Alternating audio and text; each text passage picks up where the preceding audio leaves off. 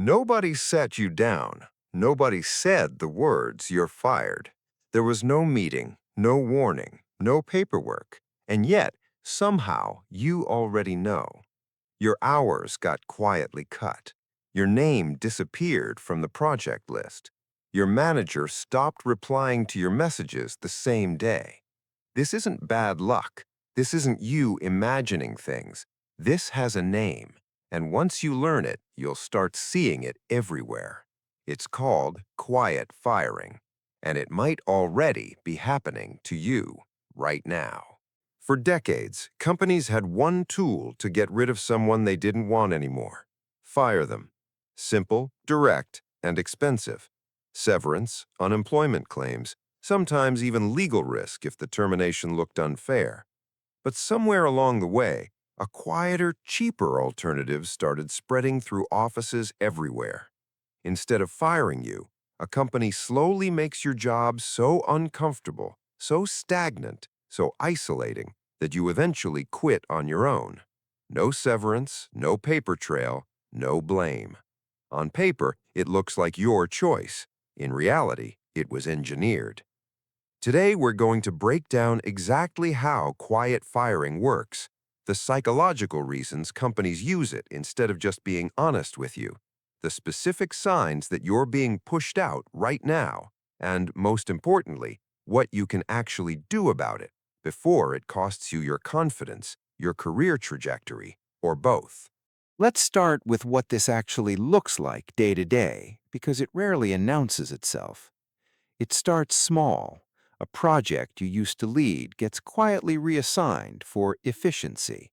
Your one-on-ones with your manager, which used to be weekly, become bi-weekly, then monthly. Then they just stop happening, and nobody reschedules them. You ask about a raise you were promised 6 months ago, and you get a vague, "let's revisit that next quarter," and next quarter never comes. Then it gets more direct, but still never explicit. You stop getting invited to meetings you used to be in, not because someone decided to exclude you in some dramatic confrontation. It's worse than that. It's an admin quietly removing you from a calendar invite, and nobody tells you why. You find out about decisions after they've already been made. Your workload either dries up completely, so you're sitting there with nothing meaningful to do, or the opposite happens. You get buried in impossible, thankless tasks designed to make you fail or burn out. And here's the part that makes this so psychologically effective. None of these things on their own prove anything. Maybe the meeting invite really was an accident. Maybe the project reassignment really was about efficiency. Each individual moment is deniable. It's only when you step back and look at the pattern across weeks or months that the picture becomes obvious. And by the time most people see the full pattern, they've already spent months quietly absorbing the message that they don't matter here anymore. So why would a company choose this slow, indirect route instead of just having an honest conversation? There are three real reasons, and none of them are about you being bad at your job. The first is financial.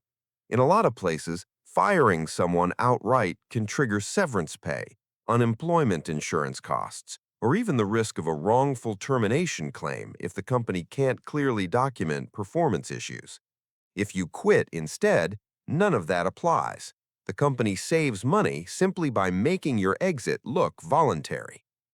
The second reason is conflict avoidance. Firing someone requires a manager to sit across from another human being and say out loud, "We don't want you here." That's an uncomfortable conversation most managers are never trained to have well, and plenty of them will do almost anything to avoid it, instead of quietly making your work life worse for months, instead of just being direct with you once. The third reason is the most uncomfortable one to hear. Sometimes it's not about performance at all. Sometimes it's about cost.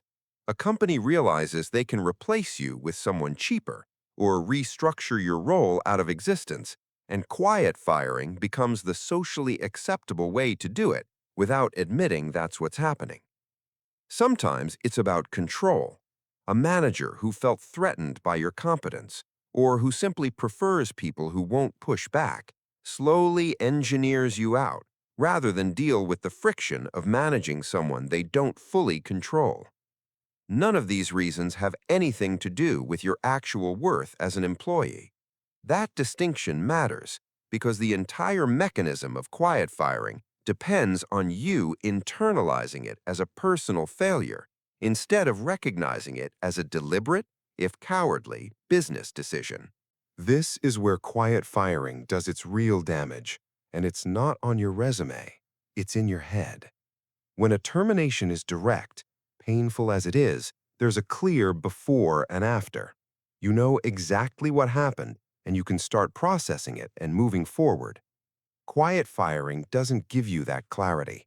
Instead, it creates a slow drip of ambiguity, and ambiguity is one of the most corrosive things for human psychology. Your brain doesn't do well with maybe. It wants an answer. So, in the absence of a clear explanation, most people do something predictable.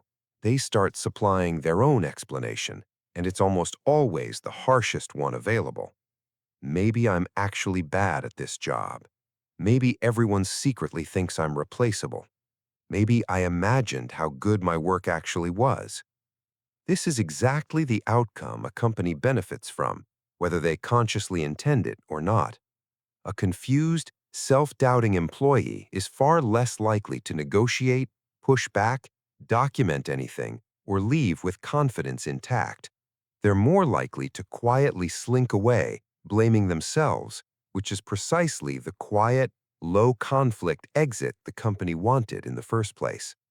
If you've noticed your confidence eroding at a job where nothing official seems to have gone wrong, this might be exactly why.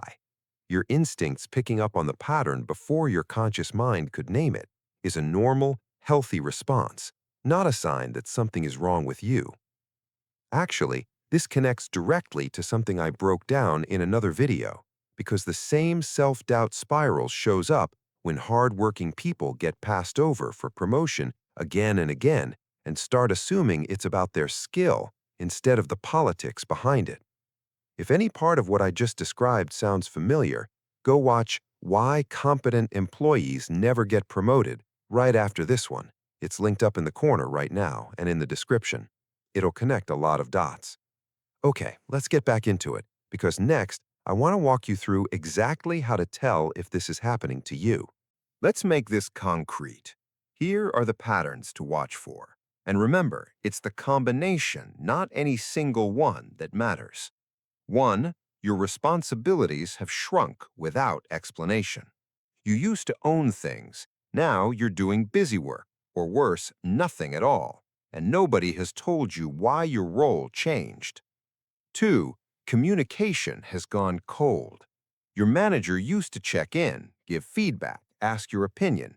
Now, interactions are minimal, transactional, or non-existent, and any attempt you make to schedule a real conversation gets postponed or ignored.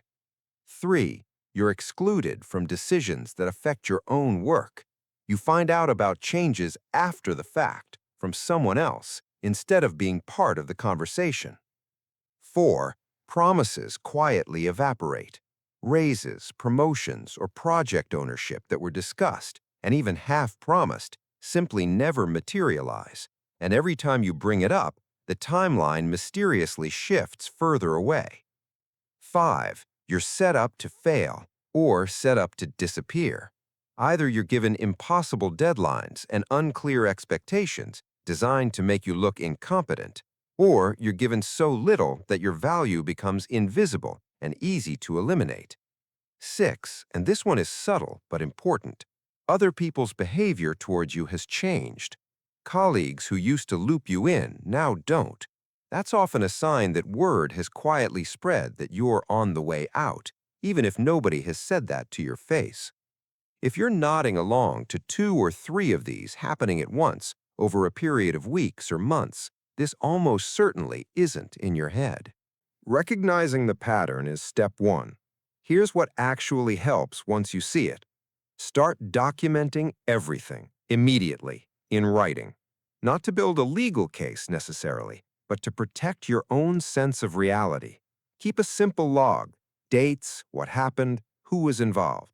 This does two things. It creates a record if you ever need one, and it gives you an objective anchor so you stop second-guessing your own perception of what's happening. Next, force clarity on purpose. Quiet firing survives on ambiguity, so take that away from it. Ask your manager directly, calmly, and in writing where things stand. Something like, "I've noticed some changes to my role and responsibilities. Can we talk about expectations going forward?" Their response, or lack of one, will usually tell you more than weeks of guessing ever could. If they get evasive, that itself is information. Stop performing for an audience that already checked out. This is hard to hear, but if the pattern is clear and unaddressed after you've tried to raise it, pouring more effort into winning back approval that was never really about your performance is usually wasted energy. Redirect that energy toward yourself instead. Which brings me to the most important part. Start building your exit on your terms, quietly, before you're forced into panic mode. Update your resume, reconnect with your network, start interviewing, even casually, even before you're desperate. The entire design of quiet firing depends on you staying passive until you're worn down enough to leave without negotiating anything. Don't give it that power. If you're going to leave eventually anyway, leave with a plan, a next opportunity lined up, and your narrative intact, not their narrative of you quietly fading away. And finally, protect how you talk to yourself through this. The ambiguity is designed to make you fill in the blanks with self-blame. Refuse to do that. The pattern you're seeing is a business decision, dressed up as neutrality. It says nothing about your actual competence and everything about a system that would rather let you quit than have one honest conversation. Quiet firing works because it's deniable, slow, and designed to make you doubt your own read on reality. The moment you can name the pattern, you take back the power it depends on you not having. You don't have to wait around for a company to work up the courage to be honest with you. You can see the signs, protect your own narrative, and decide your next move before they decide it for you. If this video helped you make sense of something that's been eating at you at work, that's exactly why I make these. So hit subscribe, because I put out 2 new breakdowns like this every 2 weeks, and you don't want to miss the next one. Drop a comment and tell me, have you noticed any of these signs at your own job? I read every single one, and honestly, some of the best video ideas on this channel have come straight from your comments. And if you want to keep going right now, I've got 2 videos linked on screen. One on the 7 things you should stop telling your manager, and one on why smart, competent people get passed over for promotion again and again. Both connect directly to everything we just talked about. Pick one and keep watching. I'll see you in the next one.